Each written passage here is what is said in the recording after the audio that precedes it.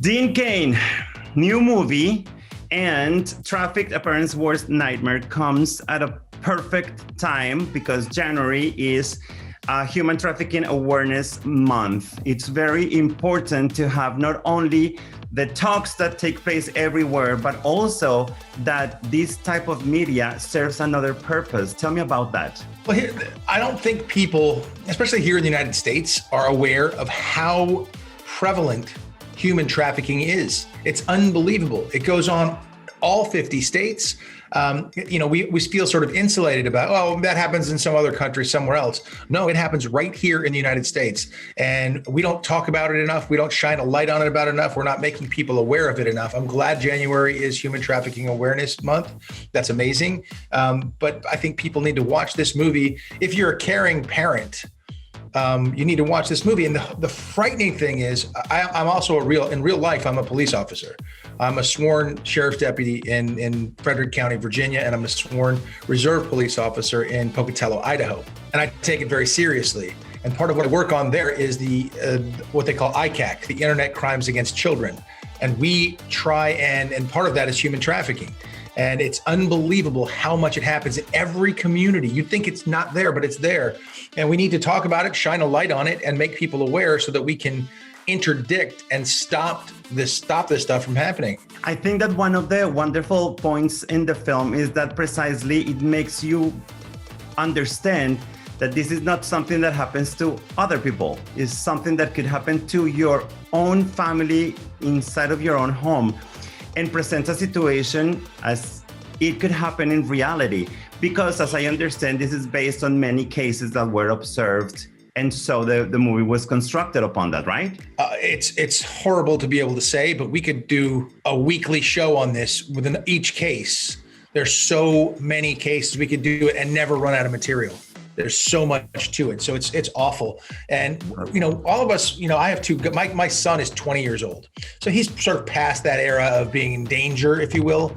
But I've taught him all along on the internet who to be careful of, what to be careful of, if you're actually going to meet somebody, what to do, and how all of this stuff, how very few people who talk about themselves on the internet are actually who they are. There's so much to it. My 2 9-year-old godkids, almost 10 years old, I have to look over their shoulders all the time. I talk to them about when they're on this app, that app, talking to people, and it's really dangerous because with this internet, all of that stuff comes right into our homes. It's right under our noses and we're not aware. In Traffic, the film, the young girl who gets in trouble, she is talking to some guy. She hadn't told her parents about this guy. It wasn't somebody that her friends knew. It was this mysterious, cool guy on the internet. And that's the danger, because that sort of thing becomes very attractive to a young person who maybe is having some problems and not fitting in, like through adolescence that so many young people go through.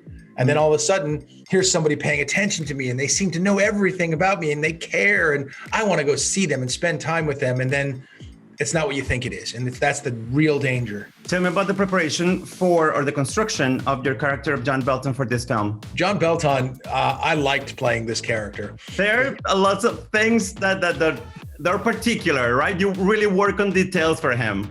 Yes, of course. Well, because I know so many of these guys who really do this, who go after these bad guys. They don't have an ounce of remorse for the bad guys they're bringing down, because what the bad guys do to children and human beings is just terrible. So he is a results-oriented guy. If someone took your kid, I'm going to get that someone and I'll do whatever it takes and I'll get your kid back to you. That's what I want. If someone were to take my kid or my god kid, that's what I want, because that's how I'd react. And since I actually do this in real life, it was great to be able to call upon so many of the different characters that I really do know in real life. Some of them you want to talk about, some of them you don't want to talk about so much, but that's the nature of this business. It's a hard business. It's tough. The things you have to see, the places you have to go mentally to sort of get out of caring so much about things, because, with kids, my heart breaks being a parent, but it can eat you up. So there's certain things that John Dalton does to sort of insulate himself, he comes off as very hard, very stern, very hard, very matter of fact, because that's how he has to be in order to survive it, because otherwise you become a wreck and it ruins your whole life. And it's ruined part of his life. already. He's gone through some problems like it happens with a lot of law enforcement officers or people who have really high stress jobs. They become alcoholics, turn to drugs and other things. And those things are ways of coping mechanisms. Well, he's found his own, and it's to harden himself on the outside and then go get the bad guys. Yes. I really admire the fact that you have used your voice, your career, and also your personal life to be connected to important causes for the community. And a few years ago, you associated with David Mackenzie, Montel Williams, and Sergei Sergikov for Architects of Denial to produce that documentary that is so important, and it talks about the Armenian genocide. And then after that, you continued with this group of people, and then you had Hate Among Us, a celebrated documentary that is, I think, just the beginning of something. Now we're gonna have another installment of that, which is Hate Among Us, Racial Injustice. Tell me about that, please. First of all, it's amazing, and this is something that, as filmmakers and people who, I'm a historian, I studied history in college, I went to Princeton University, I take it very seriously. It's something that I've always found amazing, because if you learn from history, I mean, it's cliche to say it, but if you don't learn from history, you're bound to repeat it. And if you study your history and you pay attention, it can teach you a lot about what's happening today.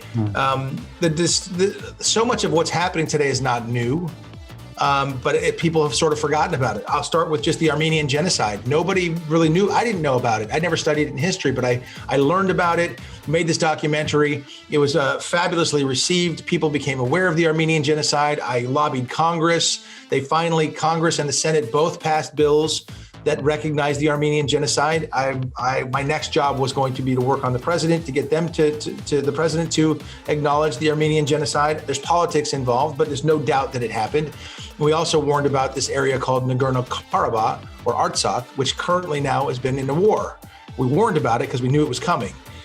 So that sort of stuff is very important. Hate Among Us, we dealt with hate, the rise in hate crimes against Jews, and the reasons for that, and examples right here in the United States and in Europe and so on and so forth. And we talked about the reasons why, and it gets us talking. Both films got us talking about hate, and the reasons for hate. So we start talking about the next installment, racial injustice. Obviously, we're sort of behind the curve on that a little bit because everyone's been talking about that. But what is real racial injustice, and what are the real answers for solving it? Some of the loudest voices you hear, I don't think, are correct.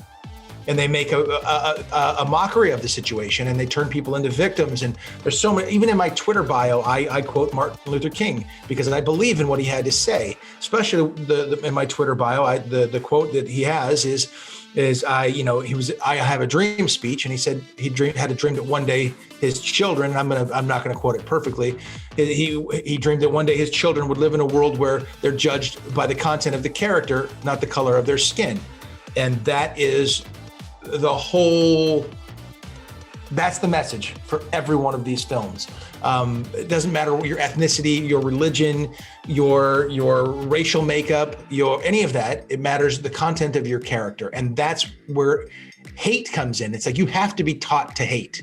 You have to be taught, like my two godkids they're half black, half white. I'm Japanese. I'm half Japanese. So all these, they were quarter Japanese, but 24.7% according to 23andMe. But these things, everybody's a mix of some sort. My son's mother is from Spain, so we're all a mixing pot. And these kids, my own children and my godkids, they have to be taught to hate. So things like racial injustice, that's taught. I mean, even knowing the difference between race is taught. And that's unfortunate. So hopefully these films will shine enough of a spotlight on these sort of injustices, and to tell people, look, hey, maybe you should rethink the way you're looking at this and treat everybody with dignity and respect.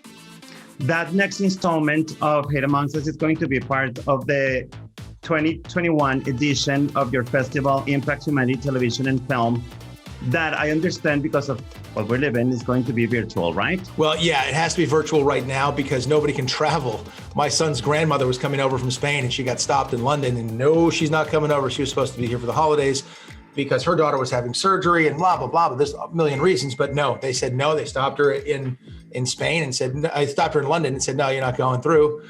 And so that takes place in Armenia, in Yerevan, Armenia, and we have people come in from all over the world. It's incredible, the stories that you hear, and they're human stories. It doesn't matter if you're in Sudan, if you're in downtown Los Angeles, if you're in Mexico, if you're in Australia. There's all of these incredible human stories, and it's about humanity and the human rights, and that's what we talk about in the festival. Unfortunately, this year we're going to have to do it virtually. But these are the things that I love to do. Listen, I like making silly movies too, kids movies, things. All of it is part of the whole package. Like we met when I was doing that thing for Santa. And that, yes, 5 years ago. And that's the thing. It's like, it's life doesn't have to be just one thing. It's wonderful to be able to encompass all these different things. But the power of film and to be able to tell these human stories can really affect how people treat each other. It can. If it affects, it's cliche again to say it, if it affects one person and helps one person, then it's worth it.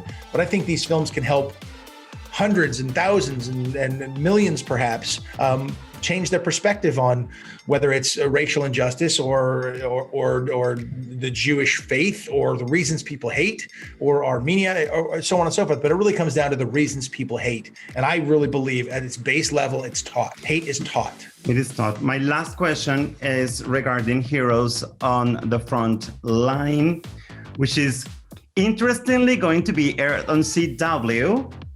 And I think that is very important to play something like that in a network like that, to talk about this topic. And I think that is very important to pay tribute to all of those heroes. Tell me about that. Well, having played a hero on television who does these fantastical giant deeds, stops the meteor from coming. I played Superman for anybody who didn't know that. And, to stop a meteor. Lois and Clark, the new adventures of Superman. Exacto. Exactly. He stops meteors from coming to Earth. He can solve these huge, giant problems. He's a gigantic superhero. But the reality is, in our regular daily lives, there are heroes walking among us every single day, but they're unsung heroes. People don't talk about them. And during the middle of this pandemic, there's been so many instances of incredible heroism, and they don't get celebrated enough. And it's the people who, of course, it's the first responders, it's the nurses, it's the doctors, it's the people who are at the gas stations or working at the checkout counters, putting their lives on the line in a sense, really in reality, so that life can continue for the rest of us, but they're putting themselves in harm's way, much the way that a police officer does or a military person does every day. They're saying, okay, this job needs to be done. I will step up and do it. And these heroes we celebrate quite a bit in the special, but we also celebrate people who just do things to make us happy. People who out of nowhere in the middle of this pandemic, when people are losing hope and feeling cooped in their homes, and you're in New York City. I mean, most apartments, I don't know about yours personally, but most apartments are very small in New York City. And New York is a city where you're out and about and doing things, and there's people all over the place, but now everybody's stuck inside. So if somebody starts playing a beautiful a piece on the piano and you can hear it for 5 blocks, that does something. Or someone steps outside and sings something beautifully, or that does something to help the morale and help people, and that person is doing something that is actually heroic. And we talk about all sorts of different stories like that in the special. And it's one of those things. I'm an optimist. I like to look at the positive side of things. I like to see, I have great hope and great optimism for human beings and our condition and bettering ourselves. So when I see stories like that, and I can tell them and be a part of it, I'm very happy to do so, because I see us coming out of this stronger than before and more united as humanity. Obviously, we're different countries and have different values and different cultures and things, which I celebrate. I think that's great. But at the same time, we can come together and say, this is what you do to help other people. And that makes you a hero. And yes, exactly. There are heroes all around us. Thank you so much for your time. It's wonderful to speak with you. My pleasure, Alfonso. Thanks for having me. Take care. Cheers.